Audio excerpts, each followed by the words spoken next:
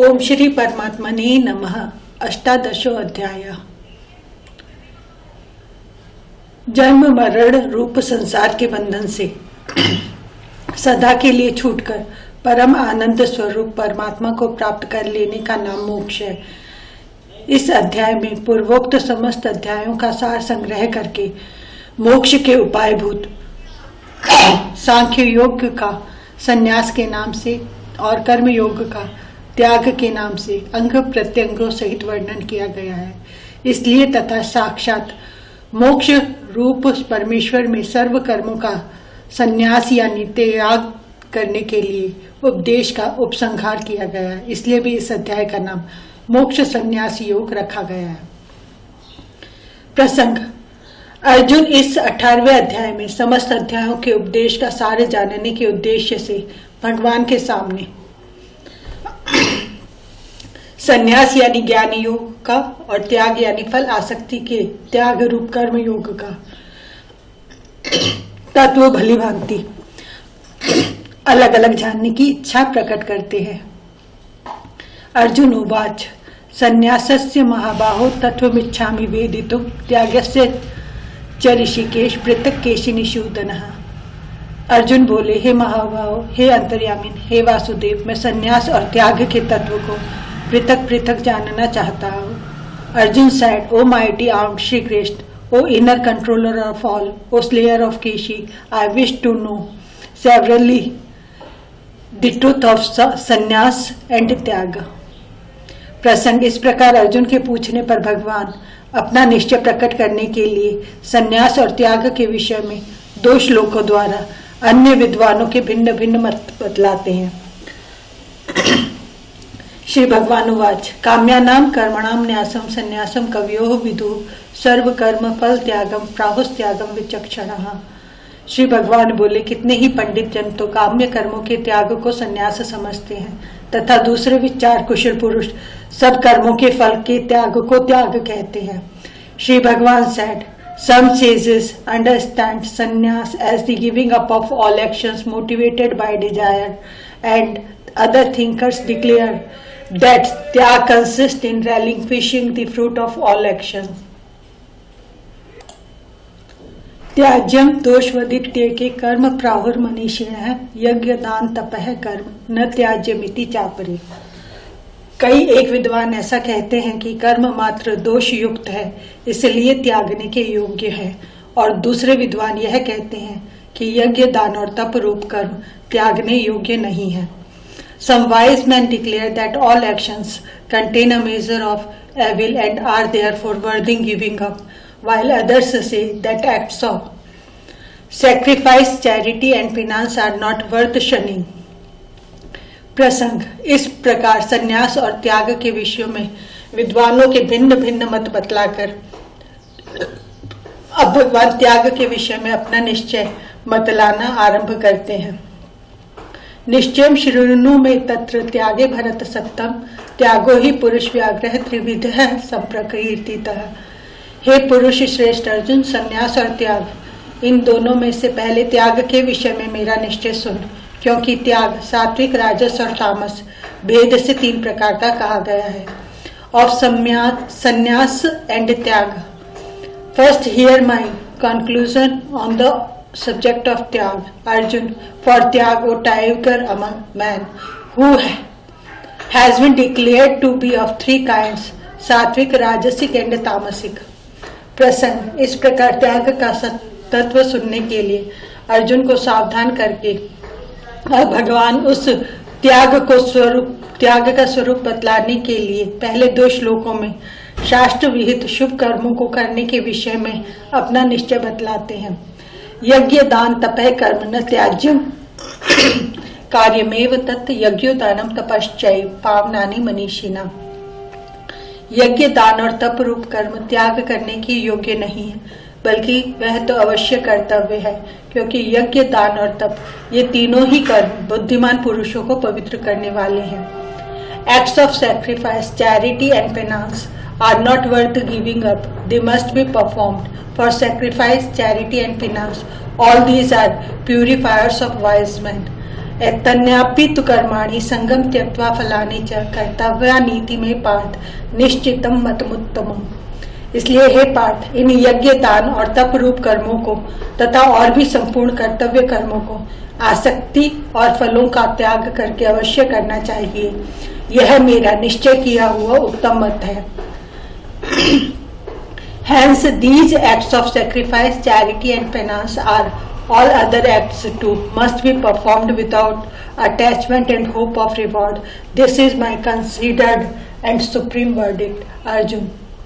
प्रसंग। अब 3 श्लोकों में क्रम से 3 प्रकार के त्यागों के लक्षण बतलाते हुए पहले निकृष्ट कोटि के तामस त्याग के लक्षण बतलाते हैं।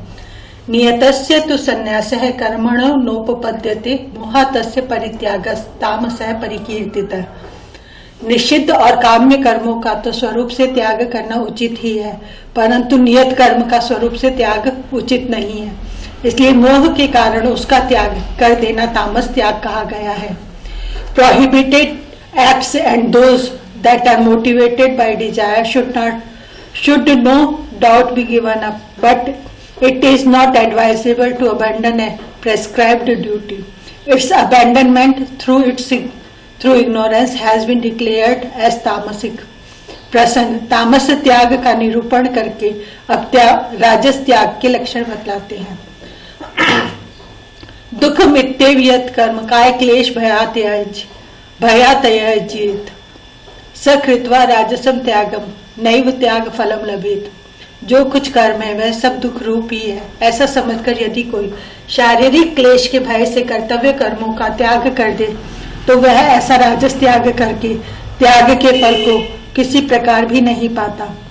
Should annoyance give up his duties for fear of physical strain, thinking that all action is verily of the nature of discomfort, practicing such a rajasic form of renunciation, he reaps not the fruit renunciation. प्रसंग। अब उत्तम श्रेणी के सात्विक त्याग के लक्षण बतलाए जाते हैं।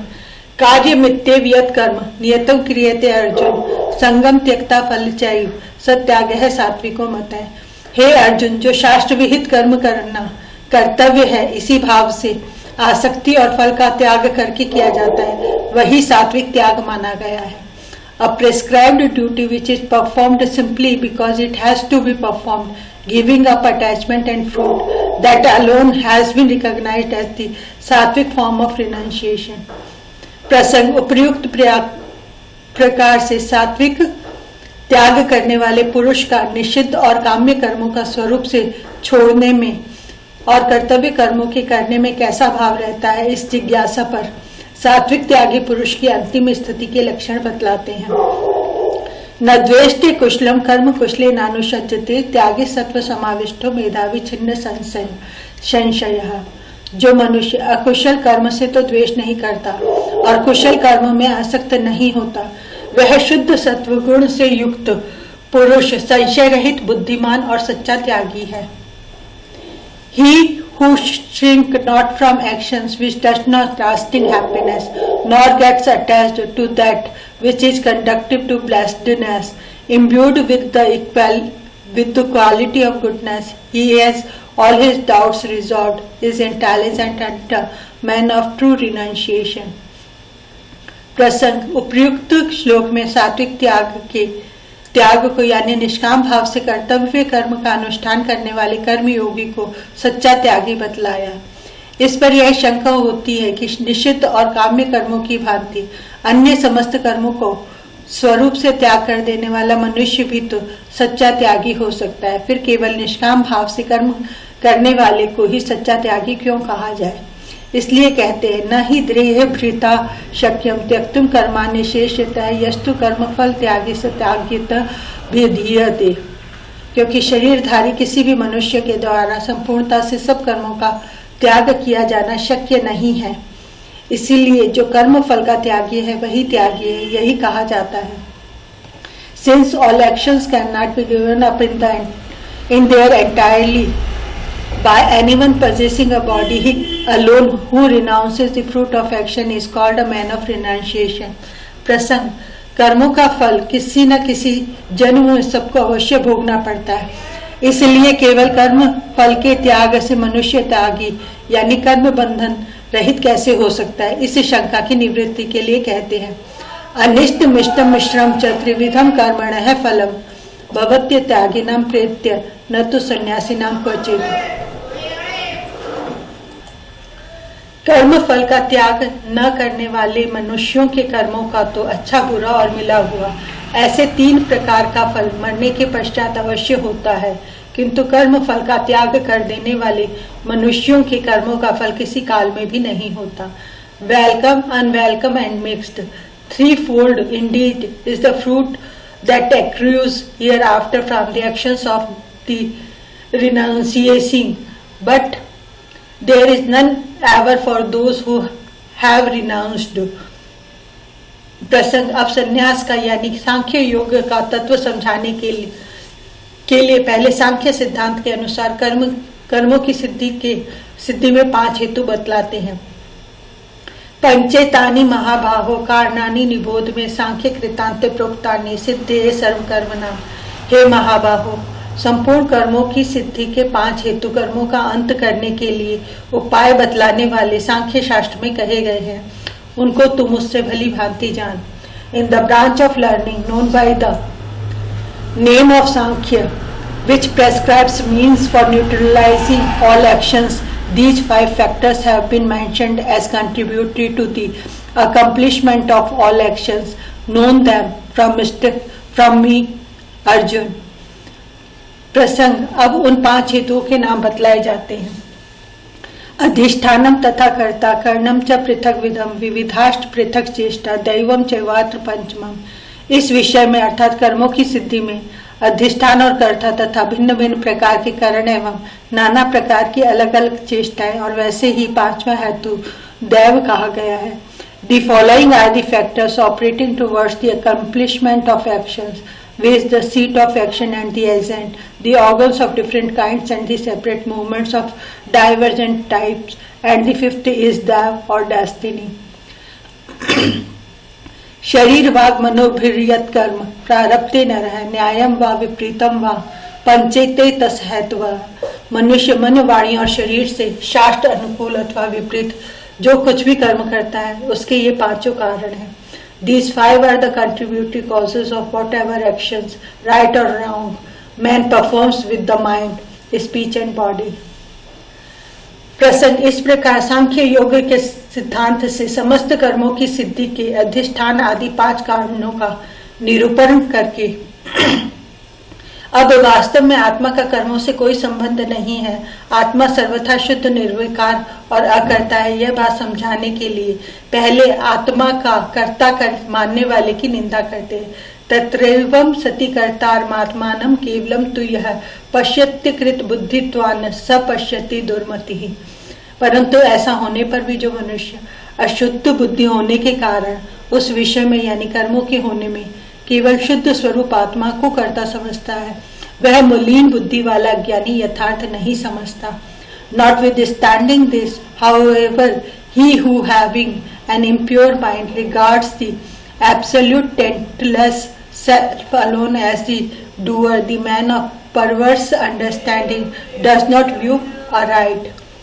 प्रसंग। इस प्रकार आत्मा शुद्ध निर्विकार और अकर्ता है, यह बात समझाने के लिए आत्मा को कर्ता मानने वाले की निंदा करके अब आत्मा के यथार्थ स्वरूप को समझकर उसे अकर्ता समझने वाले की स्तुति करते हैं।